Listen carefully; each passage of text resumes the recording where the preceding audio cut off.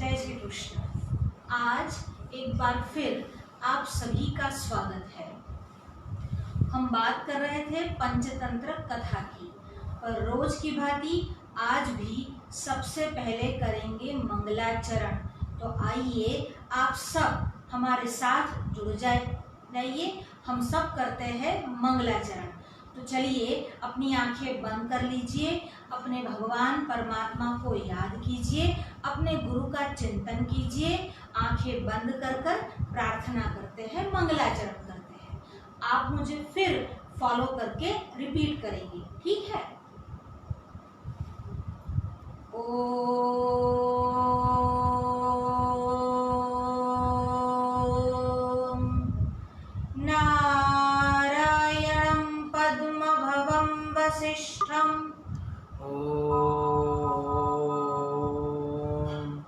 नारायणं पद्मभवं वसिष्ठं शक्तिं च तत्पुत्रपराशरं च व्यासं शुकं गौडपदं महन्तं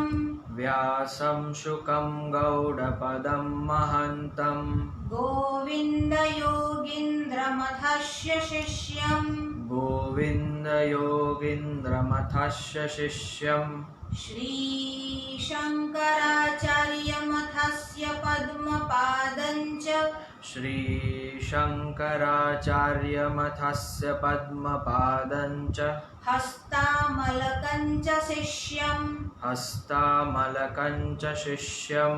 तं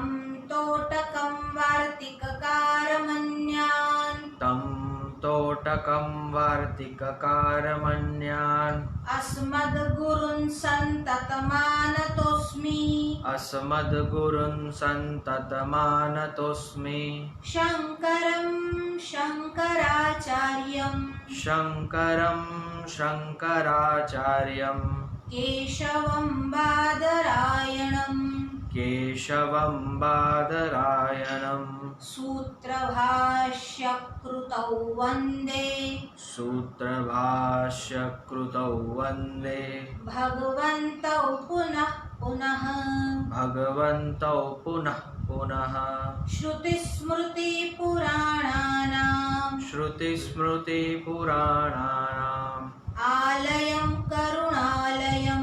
आलयं करुणालयं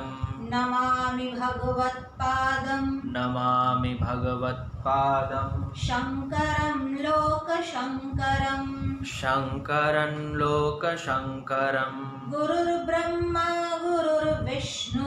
गुरुर्ब्रह्मा गुरुर्विष्णु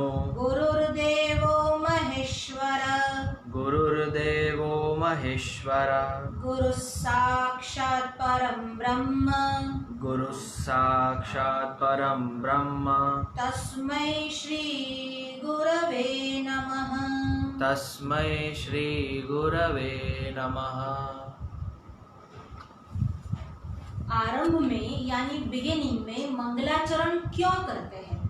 तो कहते हैं मंगलाचरण करने पर कार्य की निर्विघ्न समाप्ति होती है।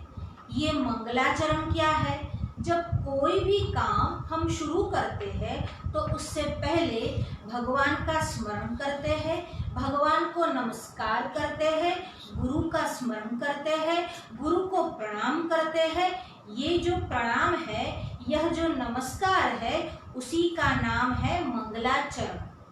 आज भी आप सब लोग हमारे साथ जुड़ चुके हैं, हमें बहुत ही आनंद है। देखिए हमारे साथ जोधपुर से जुड़ी हुई है शांभवी ओझा, और साथ में जुड़ी हुई है उनकी दादी और दादाजी भी, दोनों का वेलकम है। और जसरा से जुड़ी हुई है मंजू जी, और उनके साथ है बच्चे प्राची, कौटिल्य, साक्षी, उन सबका भी स्वागत है। हमारे साथ जोधपुर से एक और भी मेहमान जुड़ चुके हैं, प्रीति जी ओझा, उनका भी स्वागत है। डीसा से किशोर शास्त्री जुड़ चुके हैं, उनका स्वागत है। वडोदरा से मार्कंडे व्यास जुड़ चुके हैं, उनका भी स्वागत है। मोनित जी आपका भी स्वागत है। हम बात बता रहे थे पंचतंत्र की। यह पंचतंत्र क्या है, जिसमें 5 तंत्र है, 5 भाग है और उन भागों में भिन्न भिन्न कथाएं हैं। ये कथाएं किसकी है? ये कथाएं जो है वो नीति विषयक कथाएं है। नीति यानी एथिक्स, नीति यानी प्रिंसिपल।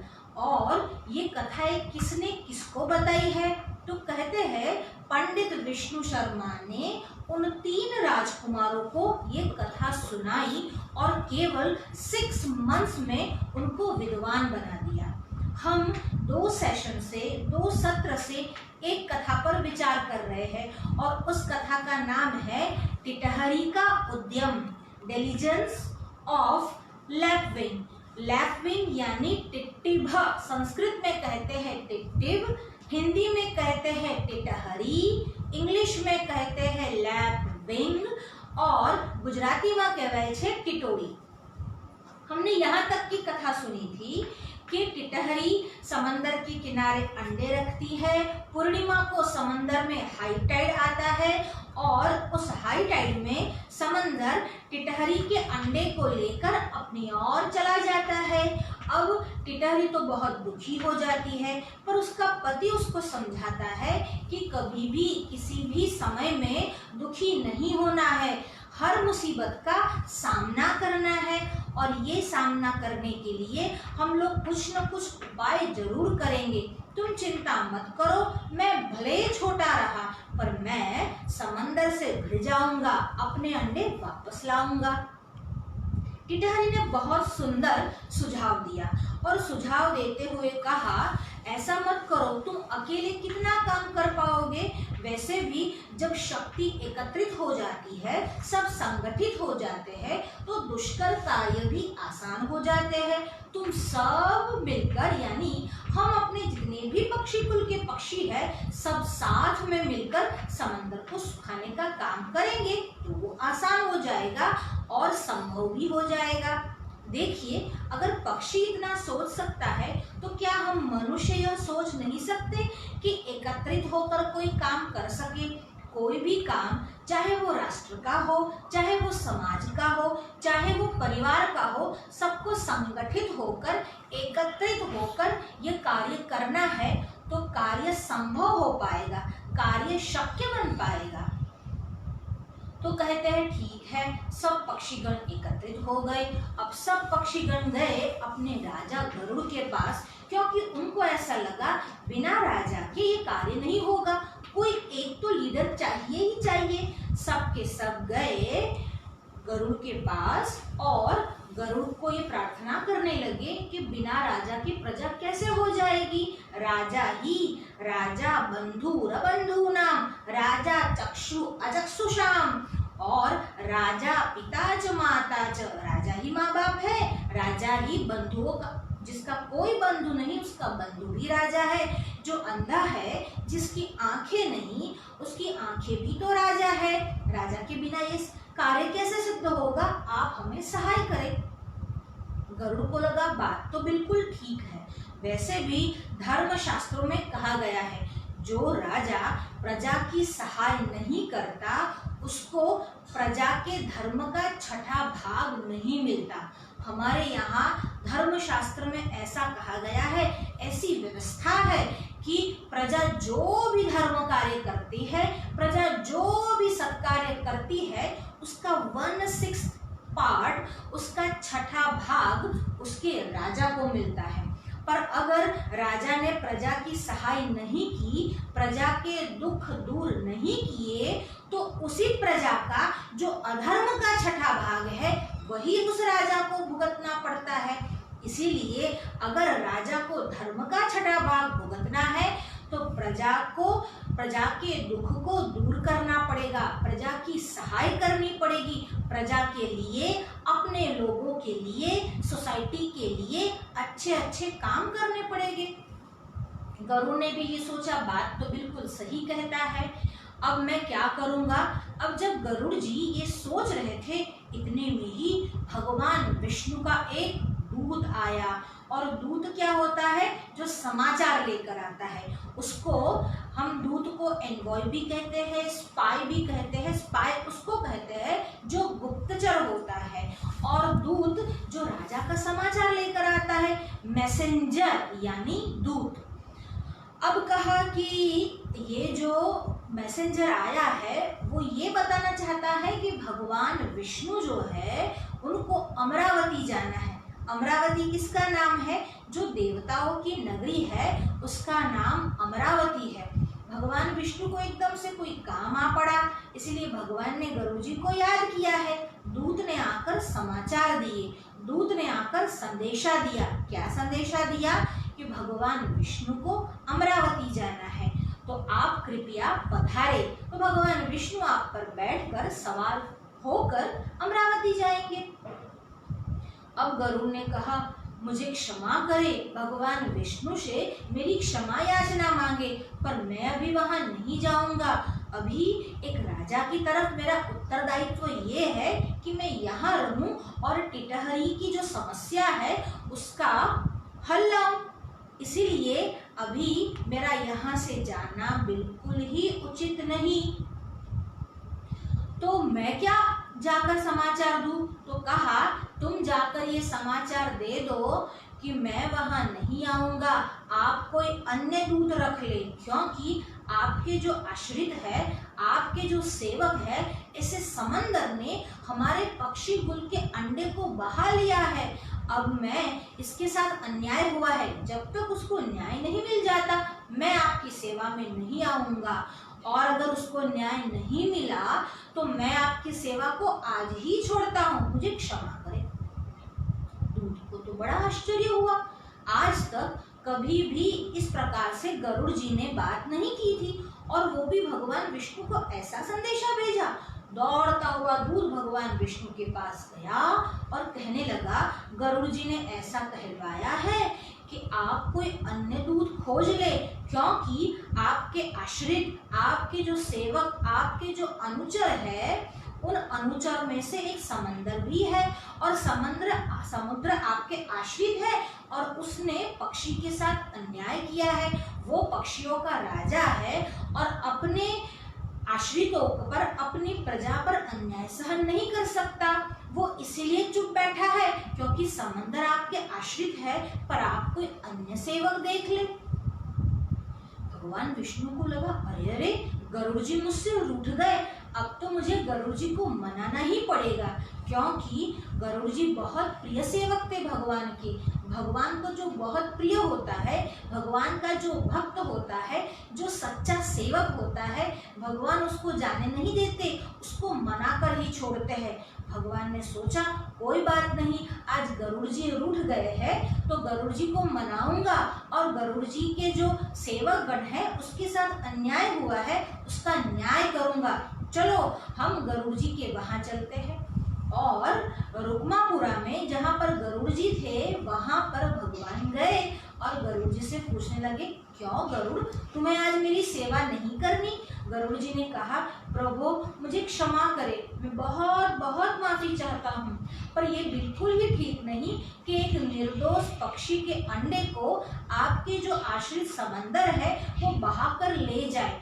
मैं आपके ही डर से चुप बैठा हूँ, क्योंकि आप समंदर के स्वामी हैं और आपके जो सेवक है उसके साथ मैं कोई भी युद्ध करना नहीं चाहता, क्योंकि जब सेवक के साथ युद्ध करते हैं तो अंततो गत्वा तो स्वामी को ही हानि होती है, इसलिए मैं कोई भी सेवक के साथ युद्ध नहीं करना चाहता। एक गुरु के अगर दो शिष्य हो वो आपस में ही लड़े तो गुरु का ही अनर्थ होता है।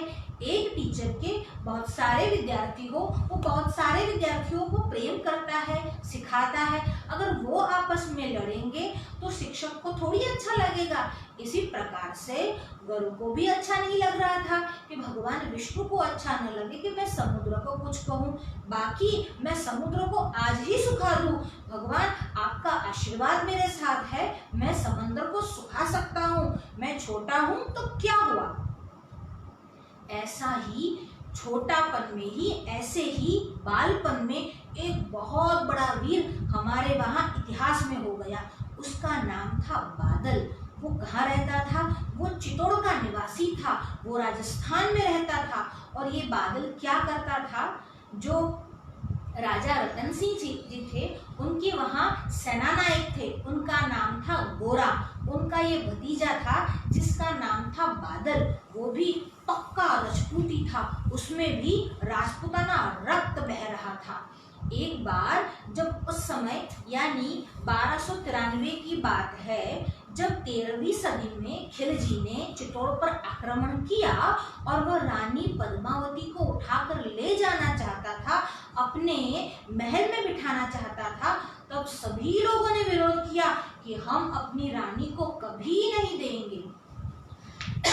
जब रानी आसानी से नहीं मिली तब क्या हुआ, तब ये खलजी ने, देखो ये खल था, उसका नाम तो अलाउद्दीन खिलजी था, पर सच में ये खलनायक था, ये बड़ा ही दुष्ट था।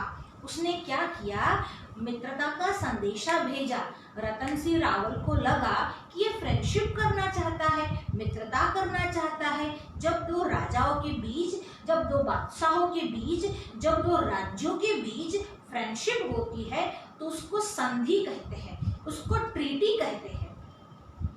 तो कहते हैं संधि करना चाहता है इसलिए आया होगा, पर ये खिलजी के दिमाग में तो बड़ा ही खल था, बड़ी ही दुष्टता थी। उसने क्या किया, रतन सिंह के वहां गया, दावत पाई, अच्छे से भोजन किया, पर जैसे ही रतन सिंह जी उसको बाहर दरवाजे तक छोड़ने के लिए आए, बहुत चालाकी से और बहुत ही कपटता से उसने अपने सैनिकों से रतन सिंह जी को गिरफ्तार करवा लिया। जब रतन सिंह जी उसकी गिरफ्त में आ गए, कैद कर लिए गए, तो वो वहां से भाग निकला। अब उसने एक संदेशा भेजा कि जब तक आप अपनी रानी को नहीं भेजोगे तब तक हम रतन सिंह को भी नहीं छोड़ेंगे। जब ये समाचार सेनानायक गोरा को मिला, तब गोरा ने कहा, चाहे जो कुछ भी करो, आप हमारे राजा को चाहे तो जहर दे दो, पर हम अपनी आन, हम अपनी शान, ऐसी हमारी रानी को नहीं भेजेंगे। क्यों? क्योंकि जब बात इज्जत की आती है, जब बात लज्जा की आती है, जब बात शील की आती है, आमन्या की आती है, तो उस समय किसी भी क्षत्रियो का कर्तव्य यही है कि चाहे कुछ भी हो जाए, अपनी आन नहीं छोड़े, अपना गर्व नहीं छोड़े। और रानी गर्व था, वो अपनी रानी कैसे दे देता, हालांकि राजा से बहुत प्रेम करता था, पर अपनी आन के बदले में राजपूत किसी का भी सौदा नहीं करता। अब जब समाचार मिले तब खिलजी ने और एक दुष्टतापूर्ण काम किया, कहा कि ऐसा करो, आप रानी को थोड़े ही दिन के लिए हमारे यहाँ भेज दो, या एक बार ही उनको हमको दिखा दो।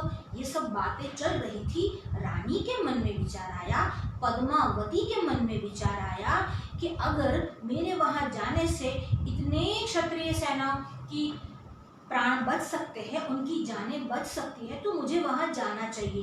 पर रानी भी बड़ी चतुर थी, बड़ी सयानी थी। उसने गोरा और बादल को बुलाया और कहा, तुम लोग चिंता मत करो, हम एक उपाय करते हैं, उनको ऐसा पत्र में भेज दो कि रानी आ रही है, फिर हम एक उपाय करेंगे। कहा ठीक है। यहाँ पर अलाउद्दीन को खत भेजा गया, लेटर भेजा गया, जिसमें ऐसा कहा गया कि पद्मावती आने के लिए तैयार है। अब तो वो पागल सा हो गया और उसको खत में कंडीशन यानी शर्त भी रखी गई कि वहां नजदीक में कोई सिपाही खड़ा नहीं रखेगा और रानी अकेली नहीं आएगी, रानी के साथ 700 डोले और भी आएंगे, क्योंकि रानी के साथ तो उनकी दासियां भी रहती है, परिचारिका भी रहती है। तो कहा रानी अकेली नहीं आएगी, रानी के साथ अन्य परिचारिकाएं भी आएगी। कहा ठीक है।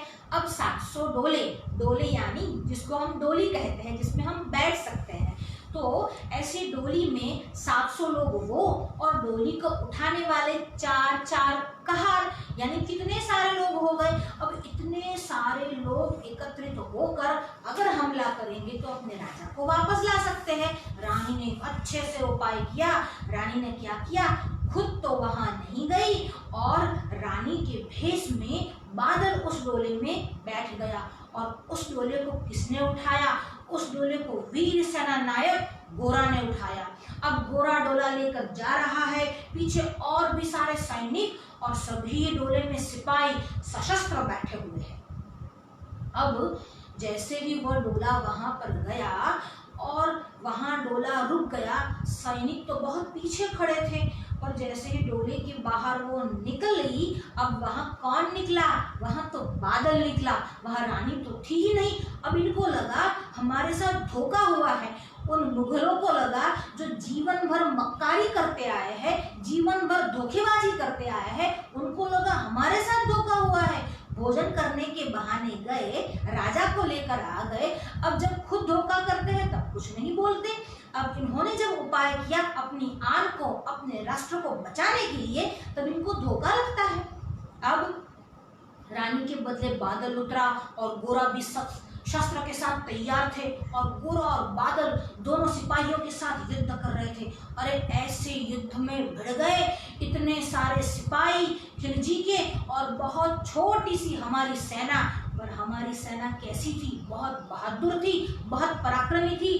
अरे उनके शरीर में राजपूताना रक्त बह रहा था। ये मरना जानते थे पर अपनी आन को नहीं छोड़ सकते थे। ये मरना जानते थे, वो भी किस लिए? मातृभूमि के लिए, अपने राष्ट्र के लिए। और गोरा लड़ता गया। अरे जब गोरा की तलवार चलती थी तो केवल दुश्मनों के मस्तिष्क दिखते थे। गोरा की तलवार ऐसी चलती थी, चारों ओर मस्तिष्क के ढेर हो गए, पूरे शरीर के शरीर वहां पर बिछ गए। और देखो उनका स्वभाव, इन मुगलों का, इन विदेशियों का स्वभाव कैसा था? इतना मक्कार थे। जब ये गोरा लड़ रहा था, पीछे से छल से आकर किसी ने पीठ पर वार किया और उसके शरीर में एक भाला भोंक दिया। जब गोरा के शरीर में भाला भोंक दिया, देखो जब उसका मस्तिष्क धड़ से अलग हो गया, किसी ने तलवार चलाई, मस्तिष्क को धड़ से अलग कर दिया और फिर भी केवल धड़ उसका लड़ रहा है। जहां तक उसका धड़ लड़ सका, उसने मरने के बाद भी, यानी मस्तिष्क अलग होने के बाद भी कितने ही लोगों की लाशें वहां पर बिछा दी और अपनी मातृभूमि पर गोरा कुर्बान हो गया। गोरा वीर गति को प्राप्त हुआ। जब गोरा वीर गति को प्राप्त हुआ और बादल वहां पर था, बादल ने कमान संभाली। अब आप जानते हैं बादल की उम्र क्या थी? उस समय बादल की उम्र केवल 10-12 वर्ष की थी। उसने कमान संभाली, उसने युद्ध को अंजाम देना चाहा। वो लड़ रहा है और इतने सारे सिपाही एक छोटे से बालक पर टूट पड़े हैं। जैसे सियारों का जो झुंड रहता है वो सिंह के बालक पर टूट पड़ता है, वैसे ये सियार का झुंड और झुंड उस सिंह बालक पर, उस शेर के बच्चे पर टूट पड़ा। अब जब टूट पड़ा, उस शावक के शिशु पर वो लड़ता चला गया। पर जब वो लड़ रहा था, पीछे से आकर वापस किसी ने वार किया और ऐसी तलवार चलाई, उसके पेट में से सारी आंत जो थी वो बाहर निकल गई। उसके शरीर में जितना भी इंटेस्टाइन था, आंतें थी, वो शरीर के बाहर निकल गई। अब बादल ने क्या किया? जो आप जानते हो, जो इंटेस्टाइन होती है, जो आंतें होती है, वो बहुत लंबी होती है। उसी आंते को अपना कमर करधनी यानी कटीधनी कमर पर बेल्ट की तरह बांध दिया, कस दिया और ये बादल लड़ रहा है। केवल 12 वर्ष का बालक, 10-12 वर्ष की जिसकी आयु है, अपनी आंतें निकलने के बाद कमर पर उसी का पट्टा बांधकर लड़ रहा है। मातृभूमि के प्रति, अपने आन के प्रति, अपने क्षात्र तेज के प्रति उसकी कितनी निष्ठा होगी, आप सोचो। अब बादल लड़ रहा है पर उसने तलवार नहीं छोड़ी। पीछे से वापस वार हुआ, पीछे से मक्कारी हुई और उसका मस्तिष्क धड़ से अलग हो गया। एक और कुर्बानी, एक और वीरगति मातृभूमि के लिए हुई। इस प्रकार बादल और गोरा लड़ते रहे। कुछ सैनिकों ने जाकर अपने राजा को छुड़ा लिया पर हार नहीं मानी। यही बात है हमारी मातृभूमि के लिए प्रेम होने की, यही बात है राष्ट्र प्रेम की, यही बात है किसी के भक्त की, भगवान के प्रति प्रेम की। सैनिकों ने राजा को छुड़ा लिया और राजा वापस सुरक्षित स्थान पर पहुंच गए। हम बात कर रहे थे पंचतंत्र की, पर उसमें बात निकल आई कि वीरता क्या है, पौरुष क्या है, सामर्थ्य क्या है, देश प्रेम क्या है। इसके लिए हमने आपको बादल की कथा भी सुनाई। अब वापस हम पंचतंत्र की कथा में जाते हैं, जहाँ गरुड़ जी ये कहते हैं, मैं छोटा हूँ पर मेरा सामर्थ्य छोटा नहीं, मैं सागर को सुखा दूंगा। पर भगवान, सागर आपके आश्रित है और आपके आश्रित किसी को भी मैं कोई भी हानि नहीं पहुंचाना चाहता, यही मेरा धर्म है। भगवान ने कहा, कोई बात नहीं, तूने बहुत अच्छा काम किया है, पर समंदर ने टिटहरी के साथ ठीक नहीं किया। अब समंदर को शिक्षा मैं दूंगा। जब भगवान विष्णु ने ठान लिया कि समंदर को शिक्षा मैं दूंगा, अब भला समंदर की रक्षा कौन करेगा, जिसके सामने भगवान विष्णु खड़े हो गए। भगवान विष्णु ने कहा, अरे मेरा धनुष्य लाओ। भगवान विष्णु के धनुष्य का नाम है शारंग, वो शारंग धनुआ है। अब वो शारंग धनुष्य को मंगवाया और भगवान विष्णु ने सरसंधान किया, और सरसंधान करते हुए कौन से अस्त्र को याद किया? भगवान ने कहा, मैं अग्नेस्त्र का सरसंधान करूंगा और समंदर को सुखा दूंगा। भगवान ने पहले भी ऐसे किया था। कब किया था? जब भगवान ने रामावतार लिया था। जब रामावतार लिया और सीता जी की खोज के बाद हनुमान जी जब वापस लौटे और लंका पर युद्ध करना था, लंका में जाकर, तब बीच में समंदर के ऊपर समंदर लांघ के लंका में जाना था। उस समय भगवान राम समंदर के किनारे बैठे 3 दिवस तक भगवान ने अनुनय विनय किया, पर समंदर नहीं माना। विनय न मानत जलधि जड़, गए 3 दिन बीत। बोले राम सकोप तब, भय बिन होई न प्रीत।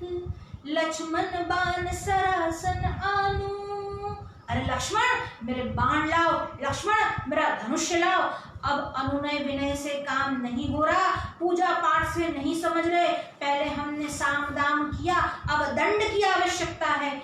ऐसे ही जो देशद्रोही है, जो देश का भला नहीं चाहते, पहले हम उनको समझाते हैं। पहले शत्रुओं को समझाना चाहिए, मनाना चाहिए, पर अगर फिर भी शत्रु नहीं माने, अगर सामने वाले की मन में बात नहीं बैठे, तब दंड का उपयोग राजा को करना चाहिए।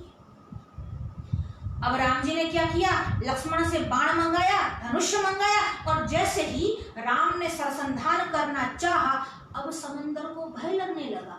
अब समुद्र डर गया, और जैसे ही समुद्र डर गया, वो एकदम से बाहर निकला और क्षमा याचना करने लगा, मुझे माफ कर दीजिए, पर यही प्रकृति का नियम है कि समंदर कभी खाली नहीं होता, समंदर अपनी मर्यादा नहीं छोड़ता। फिर आगे कथा तो बहुत लंबी है। यहाँ पर भी भगवान विष्णु ने ऐसा ही किया, कहा मेरा धनुष्य लाओ, मैं आज ही आग्नेयास्त्र चलाता हूँ। ये आग्नेयास्त्र क्या है? अगर जल को सुखाना है तो आपको हीट देना पड़ेगा, जल को सुखाना है तो आपको फायर जलाना पड़ेगा। अगर हम जब कपड़े धोते हैं, फिर उसमें थोड़ा सा जो पानी बच जाता है, हम क्या करते हैं? सूरज की गर्मी में उसको बाहर रख देते हैं ताकि वह सूख जाए। बाल धोते हैं और नहीं सूखते तो हीटर चलाते हैं कि नहीं चलाते हैं? वैसे ही अगर जल को सुखाना है, समंदर को सुखाना है, तो कौन सा शस्त्र चलाना पड़ेगा? तो कहते हैं आग्नेयास्त्र चलाना पड़ेगा। हमारे यहाँ वेपनरी तो बहुत प्राचीन समय से है। एक होता है शस्त्र। शस्त्र क्या है? जो हाथ में रहकर हम चला सकते हैं, जैसे कि स्वॉर्ड यानी तलवार। और दूसरा है अस्त्र, जिसको फेंका जाता है। तो बाण जो है वह दूर से वार होता है, गोली जो है वह दूर से चलती है, मिसाइल जो है वह दूर से फेंकी जाती है। तो जो दूर से भी चलाई जाती हो, जो फेंका जाता हो, उसका नाम है अस्त्र, और जो हाथ में रहकर लड़ा जाता हो, उसका नाम है शस्त्र। भाला शस्त्र भी है और अस्त्र भी है। हाथ में रखकर अगर किसी को भोंक दे तो वह शस्त्र है, पर दूर से किसी पर वार कर दे, जैसे महाराणा प्रताप ने किया था। और जैसे ही महाराणा प्रताप ने वार किया, मानसिंह ने क्या किया? अपने महावत को आगे कर खुद खिसक गया था। वो कथा हम फिर कभी बताएंगे। पर भाला दोनों में काम आता है। भाला शस्त्र भी है, हाथ में रहकर भी चला सकते हैं और फेंक भी सकते हैं, इसीलिए भाला अस्त्र भी है और शस्त्र भी है। और भगवान ने जैसे ही कहा आग्नेयास्त्र लाओ, आग्नेयास्त्र का सरसंधान करूंगा। हमारे वहां भी बहुत प्राचीन समय से मिसाइल्स है, पर मिसाइल्स के नाम कौन कौन से हैं? वायुअस्त्र है, अग्नियास्त्र है, पशुपतास्त्र है, ब्रह्मास्त्र है, नारायणास्त्र है, और ऐसी ऐसी मिसाइल्स हमारे वहां पहले से थी। भगवान ने जब आग्नेयास्त्र चलाना चाहा, अब समंदर को भी बहुत डर लगा। वो भय के मारे बाहर आ गया और क्षमा याचना करके कहने लगा, लो टिटहरी बेन, तुम्हारे अंडे वापस लो, मुझे तुम्हारे अंडे नहीं चाहिए और मुझे क्षमा कर दो। अगर अपराधी को सजा नहीं मिली, अपराधी को दंड नहीं मिला, तो लोगों में अपराध बढ़ता जाएगा। एक को देखकर दूसरा भी अपराध करना शुरू कर देगा। इसीलिए राजा का कर्तव्य है, मंत्री का कर्तव्य है, जिसके हाथ में शासन है, सरकार का कर्तव्य है कि अपराधी को दंड दे, नहीं तो एक को देखकर दूसरा भी अपराध करेगा। अपराध को रोकना, गुनाह को रोकना राजा का कर्तव्य है। इसीलिए राजा के हाथ में राजदंड है। दंड यानी दंड एक रूप से स्टिक यानी स्टाफ भी है, पर ये दंड उसकी बात नहीं, ये राजदंड की बात है, जब किसी को शिक्षा दी जाती है अपराध के बदले में। इसीलिए राजा को शिक्षा देने का अधिकार है, पर ये बात तब सच्ची होती है जब सामने वाला सच में अपराधी हो। निर्दोषी को राजा को दंड नहीं देना चाहिए। इस प्रकार से बहुत उद्यम करने पर टिटहरी ने अपने अंडे वापस पा लिए। मनुष्य को कभी हिम्मत हौसला नहीं हारना चाहिए। साहस जो है, उद्यम जो है, परिश्रम जो है, हार्डवर्क जो है, वह कार्य की सिद्धि करता ही है। भले आज हमारा काम अटक जाए, पर कल हमें सफलता जरूर मिलती है, हम सक्सेस होते ही है। इसीलिए परिश्रम करते रहो, हार्डवर्क करते रहो। बस आज का सेशन, आज की कथा यहीं पर खत्म करते हैं। अगर कोई प्रश्न है तो पूछ सकते हैं। प्रीति जी ओझा जोधपुर से पूछ रहे हैं, मंगलाचरण क्यों लिखा गया और किसने लिखा? देखिए, एक ही मंगलाचरण है ऐसा नहीं है। जो भी भगवान के स्मरण, भगवान के नमस्कार के जितने भी श्लोक है, उसमें से जो श्लोक हमको अच्छा लगे, उस श्लोक को हम मंगलाचरण के रूप में ले सकते हैं। हमारे जो भी इष्ट है, हमारी जो परंपरा है, जो हमारे पिताजी की परंपरा है, जो हमारे दादाजी की, हमारे पुरखों की परंपरा है, वह शंकर परंपरा है। इसीलिए उस शंकर परंपरा का ही निर्वहन करते हुए हम ये मंगलाचरण करते हैं, जिसमें भगवान नारायण से लेकर शंकराचार्य के बाद भी जितने भी गुरु हमारे हुए, उन सभी को हम याद करते हैं। यही मंगलाचरण करना है ऐसा नहीं है। हम शंकर परंपरा से है, इसीलिए हम यह मंगलाचरण करते हैं। कोई वैष्णव परंपरा से हो तो भगवान श्री कृष्ण को याद कर सकता है। हम वसुदेव सुतम देवम कह के भगवान श्री कृष्ण का भी स्मरण करते हैं। अपने अपने गुरु को याद करना है, अपने अपने इष्ट भगवान को याद करना है। अगर कोई शिव जी का भक्त है तो शिव जी को याद करे, देवी का है तो देवी को याद करे, सूर्य का है तो सूर्य नारायण को स्मरण कर सकता है, गणेश का है तो गणेश का मंगलाचरण कर सकता है। मंगलाचरण भिन्न भिन्न हो सकते हैं और कोई ऐसा नहीं कि यही श्लोक मंगलाचरण में लेना है। हमारा जो ये मंगलाचरण है, हमारे जो ये मंगलाचरण के श्लोक है, वो भी स्कैटर्ड वर्सेस है। हमारे जो गुरु परंपरा है वो मठों में पाई जाती है, उसके आधारित हम ये मंगलाचरण करते हैं। पर जैसे अन्य श्लोक है, कोई गुरु अष्टकम का श्लोक है, कोई गुरु स्तोत्र का श्लोक आएगा, अन्य भी श्लोक, कोई भागवत से श्लोक ले सकता है, कोई उपनिषद का मंत्र ले सकता है, कोई शंकराचार्य के स्तोत्र का श्लोक भी ले सकता है। मंगलाचरण भिन्न भिन्न हो सकते हैं। और कोई प्रश्न? जी नहीं। हमारे साथ अंजनी आमन्या जुड़ी हुई है अहमदाबाद से। हमारे साथ सुमन भाई भी जुड़े हुए हैं, प्रथम पटेल जुड़े हुए हैं, अरुणा ठाकुर जी जुड़ी हुई है, उनका भी स्वागत है। उनके साथ उनके बच्चे भी जुड़े होंगे, कनिष्ठा और वेदांत, उनका भी स्वागत है। और हमारे साथ जुड़े हुए हैं सुनील जी दवे, उनका भी स्वागत है। हमारे साथ कामिनी जी जुड़ी हुई है, उनका भी स्वागत है। कौशल्या, आपका भी स्वागत है। आदित्य और हिया पाठक का भी स्वागत है। अवनी जी हमारे साथ जसरा से जुड़ी हुई है, उनका भी स्वागत है। दुष्यंत बाब जी भी जुड़े हुए हैं, हालांकि वो तो खुद उपदेशक है, ये तो बच्चों की कथा का सत्र है, फिर भी वो हमारा उत्साहवर्धन के लिए जुड़े हुए हैं, उनका स्वागत है। प्राची हमारे साथ जुड़ी हुई है, उनका भी स्वागत है। और प्रियंका जी कोठारी के साथ अहमदाबाद से वंशिका जुड़ी हुई है, उनका भी स्वागत है। और भी कई हमारे फ्रेंड्स और मित्र विद्यार्थीगण जुड़े हुए हैं, जैसे हमारे साथ लता जी पांडे, वो तो हमसे बहुत बड़ी है और खुद वो शिक्षिका रही है, और वो हमें बहुत चाहती है, प्रेम करती है और हमारे उत्साहवर्धन के लिए प्रोग्राम देख रही है, उनका बहुत बहुत स्वागत है। हमारे साथ माधुरी जी पांडे भी जुड़ी हुई है। शायद माधुरी जी पांडे से हम कभी मिले नहीं हैं, या फिर मिले हैं तो हमको उनका इतना स्मरण नहीं है, पर वो रोज हमारा ये सत्र है जो है वो देखती है और साथ में सराहना भी करती है, उनका भी बहुत बहुत धन्यवाद है, स्वागत है। गोविंद जी मिस्त्री हमारे साथ जुड़े हुए हैं, ये भी हमसे उम्र में बहुत बड़े हैं, हम उनको काका भी कह सकते हैं। और दूसरी बात कि गोविंद भाई ने हमारे लिए हमारे घर का बहुत अच्छा मंदिर बनाया था, वो भी हमारे इस सत्र को, प्रोग्राम को, कथा को देख रहे हैं, उनका भी स्वागत है। हमारे साथ भव्या जुड़ी हुई है, काव्या जोधपुर से जुड़ी हुई है, उन दोनों प्यारी सी गुड़ियाओं का स्वागत है। और हमारे साथ जुड़े हुए हैं सुनीता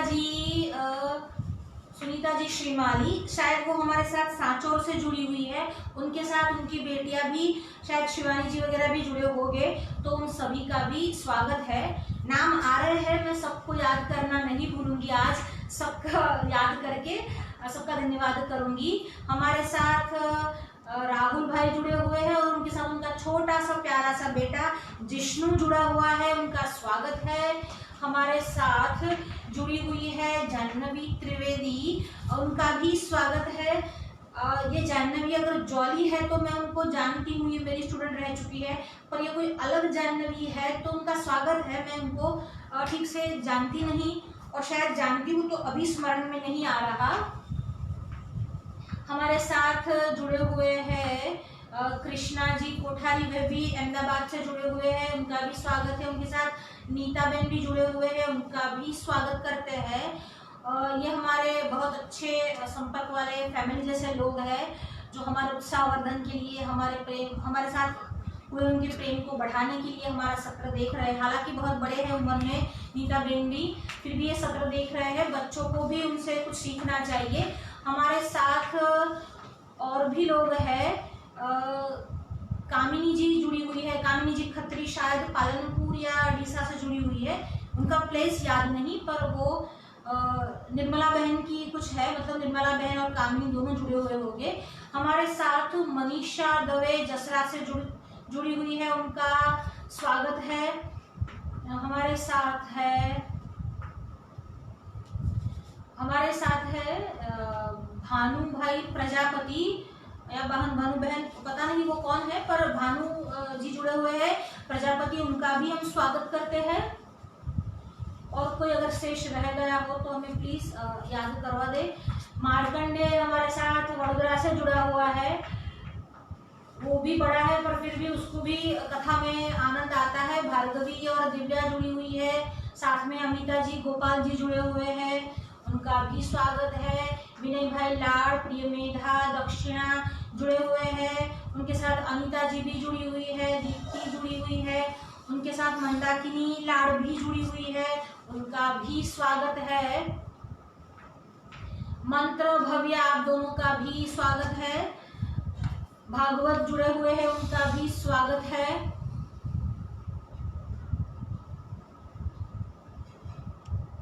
और कोई शेष बचा हो तो जरा हमको याद करा देना।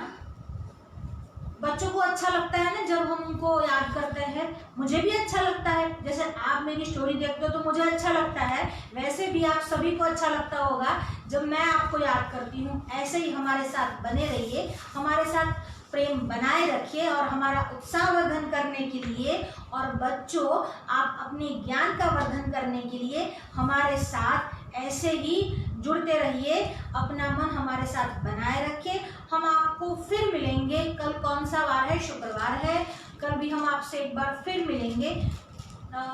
कल एक और कथा के साथ हम आएंगे, और ऐसे ही आप घर में रहिए, सुरक्षित रहिए और अपने आसपास स्वच्छता भी बनाए रखिए, और जितने भी प्रिकॉशन लेने हैं आपको लेने हैं।